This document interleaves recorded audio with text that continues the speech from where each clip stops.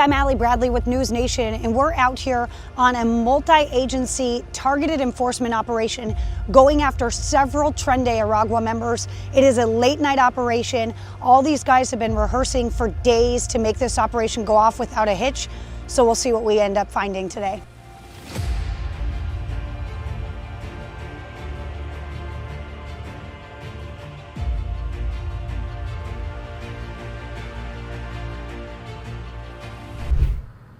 Yeah, well, Governor Pritzker and other elected leaders believe the ramped up immigration enforcement is meant to intimidate. This comes as just overnight there was dozens of federal agents surrounding an apartment building. This is in the city's South Shore neighborhood. At first glance, it looked like another quiet summer night in South Shore, a densely packed neighborhood on Chicago's South Side. But just before midnight, the silence shattered. Dozens of federal agents, some in military gear, some carrying heavy weapons, descended on a multi-story apartment building near 75th and South Shore Drive. Residents, roused from their sleep, looked out windows or stepped onto porches as flashing lights painted the streets red and blue. According to eyewitnesses, 2 individuals were detained on the spot. But this was no routine arrest. It was a multi-agency targeted enforcement operation involving Border Patrol, FBI, ICE, and local police. The images that circulated online were shocking. Armed agents in tactical vests, helicopters circling overhead, frightened children ushered away by family members. Neighbors reported hearing loud bangs and pops, with some thinking they were fireworks, until the shouting started. One resident said, "It's a little scary, you know? Kids were outside, nobody knew if they were safe." Overkill. It's distressing. You know, this is supposed to be America. We're all supposed to have rights, and it look like our rights are just gone. Ballard and countless others in this densely populated South Shore neighborhood jolted out of bed by the sounds of military helicopters. I grew up on a military base, Air Force base, so I know the beat. And when I heard that heavy beat, I knew it was an assault helicopter.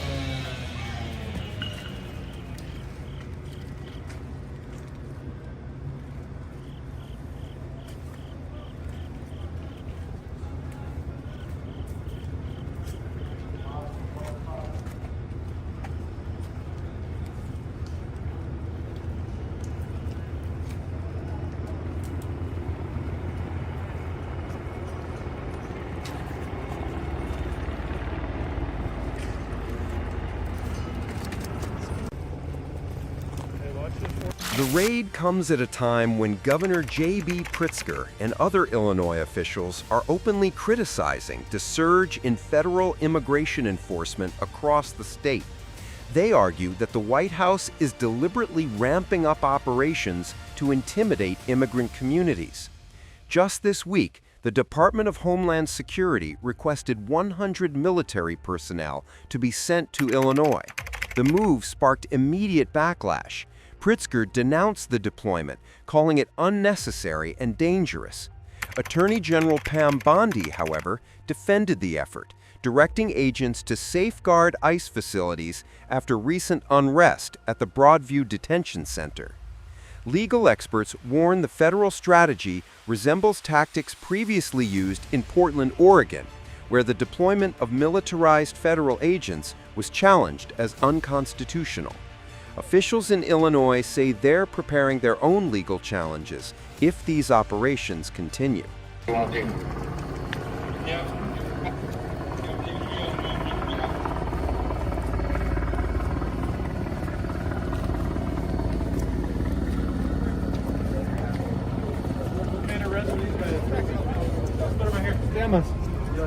Aquí, güey. ¿Nombre completo? Johnny Manuel Caicedo. Johnny Manuel. ¿Qué fecha de nacimiento? 38 del 96. ¿Cómo te llamas? Reina. ¿Tienes documentos para estar aquí en los Estados Unidos legalmente? ¿Estás ilegalmente aquí, no? Entré por la bolsa de... ¿Tienes documentos? ¿Qué? ¿Te entregaste? Sí. Como ahorita te vamos a... So, what was happening in South Shore? Reporters embedded with agents confirmed it was a major crackdown on the violent gang known as Tren de Aragua, a criminal network with roots in South America, accused of trafficking drugs, weapons, and even human beings across U.S. cities. This wasn't just another sweep. According to federal leadership on the ground, nearly 300 officers and agents were involved. They rehearsed for days, running drills to minimize risk before moving in. One official explained, "This is what we call a non-permissive environment. We know there are guns inside, and the gang has a reputation for using force to control apartment units. Anytime you've got that mix, drugs, weapons, exploitation, you've got a recipe for violence. That's why we brought such overwhelming force." So this operation was one that took a lot of planning, coordinated effort amongst several agencies, huge show of force. How did the operation go as the chief here? Allie, I think from the very beginning, this operation went well. They trained for this operation for several days, and because of that training and those rehearsals that they did, this operation went very smoothly. They went through that structure, which is a very large structure. You can see it's 5 stories. They went through that structure a lot quicker than I thought, and several apprehensions.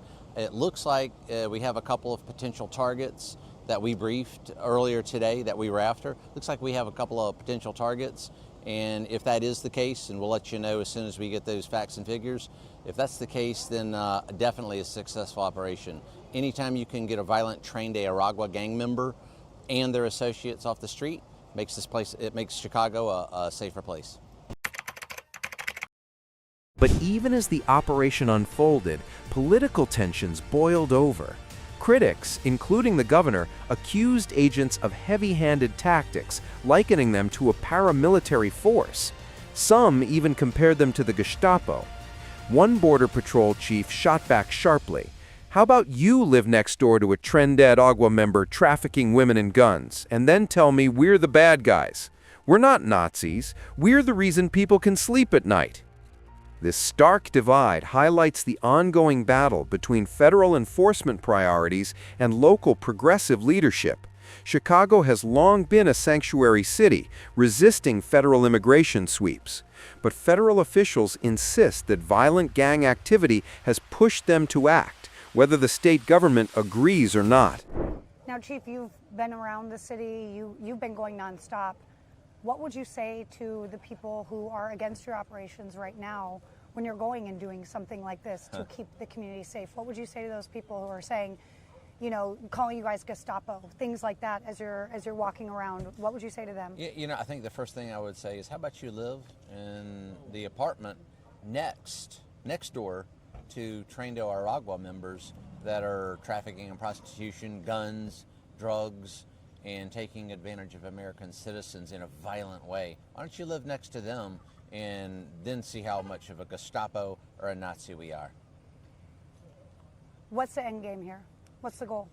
Well, the end game tonight, obviously, is to make that area a safe place. We're going to remove all illegal aliens, especially if it's Tren de Aragua, but any and all illegal aliens, and that's going to make this community a safer place. That's from the local level, the Chicago local officials. We've had reports that they even understand that this is a severe problem for the community. So we're going to make the community a safer place, and we're going to send a message to those violent gang members that there's a different gang in town. It's called the Good Guy Gang. The good guys. The good guys are here. We're the good guys. The raid itself was fast, aggressive, and meticulously planned. Agents stormed the 5-story apartment block, moving floor by floor. Residents, regardless of immigration status, were temporarily evacuated. Officials later explained this was standard practice during high-risk operations. As one supervisor put it, "We don't sort people inside a live raid. That's too dangerous. We pull everyone out, citizens and non-citizens, then process them in a secure environment. That way, nobody gets caught in crossfire." Eyewitnesses confirmed seeing groups of men and women lined up outside as agents checked IDs. Some U.S. citizens were briefly held, sparking shouts from activists who accused agents of overstepping their authority. Officials countered that no rights were violated, insisting the process was for everyone's safety. So the governor saying that you guys aren't doing anything to make the community safer, what would you say in response to him? You know, I don't think the governor has ever stepped foot near a Tren de Aragua member or MS-13 member or any other bad person or bad thing, so he probably wouldn't understand exactly what we're talking about. It might be way over his head. But don't worry, Governor Pritzker, we've got it covered from here, and this is just the beginning. Tonight's just the beginning, and we're going to roll on and on. We are going to turn and burn, Governor. We're going from this one to the next, to the next, to the next, until they quit or are all deported and go home. And as far as him, he can either get on board or watch from the sideline. Federal agents say operations like these are critical in dismantling dangerous networks. Tren de Aragua, they argue, isn't just another street gang. It's transnational, with ties to trafficking rings in multiple states. These aren't kids selling weed on the corner, one officer stressed. They traffic women, they run guns, they extort. They have zero respect for life. Taking even a few of them off the street makes neighborhoods safer immediately. But opponents worry about collateral damage. What happens to the families caught in the crossfire? What about children pulled from their beds in the middle of the night? And will these operations drive immigrant communities further into the shadows, afraid to report crimes or cooperate with police? Stressing. You know, this is supposed to be America. We're all supposed to have rights, and it look like our rights are just gone. Ballard and countless others in this densely populated South Shore neighborhood jolted out of bed by the sounds of military helicopters. Grew up on a military base, Air Force base, so I know the beat. And when I heard that heavy beat, I knew it was an assault helicopter. It's a disturbing activity from the Trump administration. You know, I think the first thing I would say is, how about you live in the apartment next door to Tren de Aragua members that are trafficking and prostitution, guns, drugs, and taking advantage of American citizens in a violent way? Why don't you live next to them? Literally, this is a working class community. People who are trying to get the valuable little amount of sleep that they're able to get before they have to either send their kids to school or they have to go to work. Local residents are torn. Some welcome the crackdown, saying it's about time someone took on violent gangs. Others say the militarized raids only escalate fear and tension. One man watching from the sidewalk said, "I get they're going after bad guys, but when you've got helicopters overhead, guys with rifles in the street, and kids crying, it doesn't feel safe. It feels like a war zone." Meanwhile, city officials remain frustrated, arguing that Washington's strategy does little to address root causes of crime and migration. They accuse the administration of using show-of-force raids for political theater.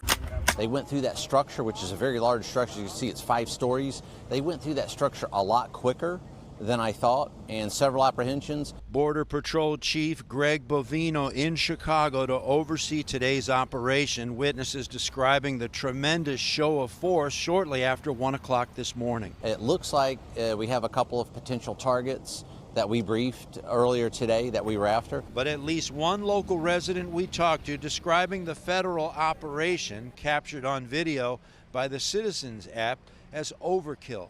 It's just By dawn, the operation in South Shore was over. Multiple arrests were made.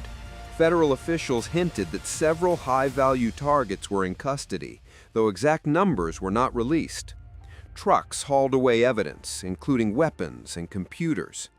But leadership made one thing clear: this is only the beginning.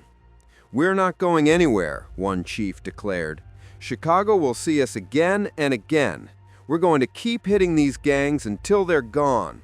And to the governor, he can either get on board or stay on the sidelines." The message was unmistakable. Federal agents see Chicago as a frontline battlefield in the fight against gangs and illegal immigration.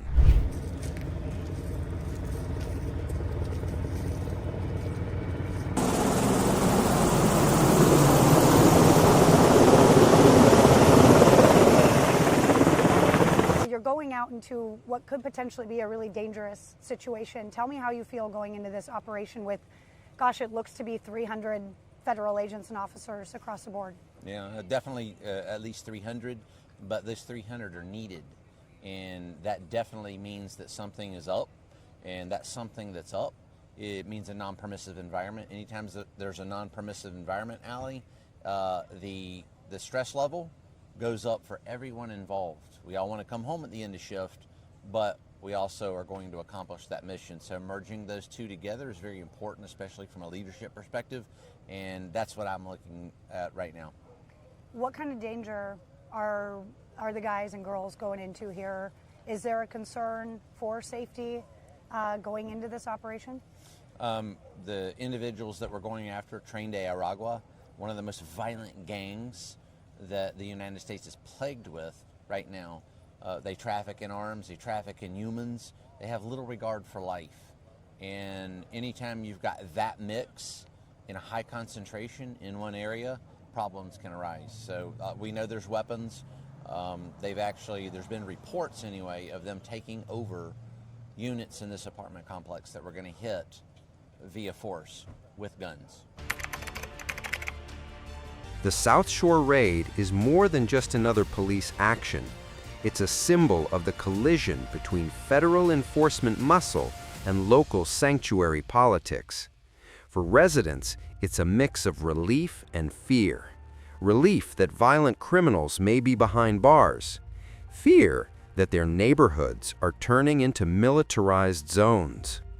The question remains, will these high-profile raids make communities safer in the long run, or will they deepen the divide between law enforcement and the people they claim to protect? For now, Chicago holds its breath, waiting for the next knock on the door in the dead of night.